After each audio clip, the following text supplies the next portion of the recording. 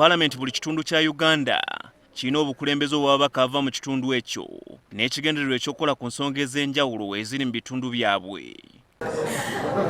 Eno y'ensonga lwaki akabondo k'ababaka aba National Unity Platform abava mu Buganda batudde olwaleero okusalawaanya n'abakwatira bbendera mu kulonda olunaku lw'enkya.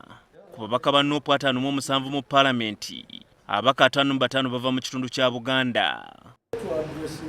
Omubaka wa Busujju Kyamuzi Kalwanga, owa Lubaga South ya Rosias Mukasa, owa Butambala Muwanga Kivumbi, n'owa municipali y'e Mukono Betty Namboze be babadde beegwanyiza ekifo kya ssentebe wa kabondo kano. Omubaka Namboze mu lutuula atuuse kikeerezi era tabandaddeeyo ne yeekandaga n'alufuluma ng'awakanya engeri y'okulonda mu kibiina gye kubadde kutegekeddwamu. Ngako kizibu nnyo to participate in an election gy'otawuliddeko before nti eneebaayo, gy'otamanyi bantu bameka balina okubeeramu nga balonda, gy'otamanyi erina mandate ki, ekwegamba bingi nnyo bibadde awo nga sibitegedde. Nange oli ayinza okugamba nti kyemukanyizaako sikkiriziganya nakyo, naye abasinga obungi bweba nga bakanyiza ku kintu era nga n'amateeka g'ekibiina bwe gagamba munaye tuba ati tulina kirala kye tusobola kukola.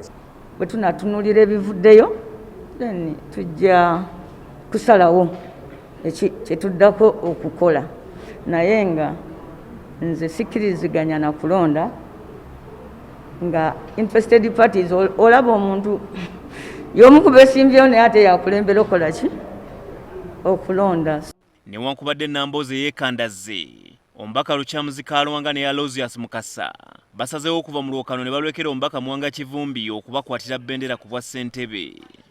Tugenda kukwataganira wamu nga tetufudde nnyo ku kkala ya byabufuzi byo, tusobole okukwatagana ku nsonga za wano zonna tuzigonjoola omulundi guno.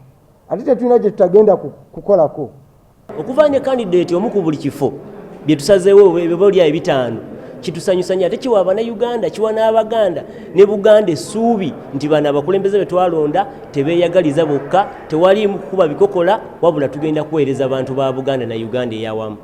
Eno kokasi si byabufuzi, twagala kuzza Buganda ku ntikko. Olwa twagala kuzza Buganda ku ntikko kitegeeza nti tutandikira eno ate tugamba fe abantu kutwagala democracy, era bano bennyini bavuddeyo ne bagamba nti tulekere munnaffe era naffe kye tugenda okugenda nakyo. Nze sisobola kwekyusa kuba g'amazima kye mbadde njagala. Kivumbi kati wakuvuganya n'owa DP era omubaka wa Buikwe South Lulume Bayiga n'abalala abasuubira okwesowolayo olunaku lw'enkya. Kivumbi annyonnyodde byayagala okukola singa alondebwa ababaka 120 abava mu Buganda. Ettaka lutuli ku mwanjo, obulyazaamaanya obuliwo mu ngabana ya ssente za wakati, kubanga budget mugitunuulira n'eyita ya trillion bwe ziti gavumenti zaffe ez'ebitundu ne ziba nga tezirina kezifunye. Aba NUP era balonze Kyamuzi Kalwanga okubakwatira bbendera ku kifo ky'omuwanika, Joyce Baagala ng'omwogezi, Patrick Nsanja ng'omuwandiisi, olwo ebifo ebirala ne babirekera ab'ebibiina ebirala okubivuganyaako. Yo wa NRM era omubaka w'ebizinga by'Obuvuma Robert Migadde Ndugwa yalaze dda nga bw'ayagala ekifo ky'omumyuka wa ssentebe. Herbert Ziwa, NTV Akawungezi.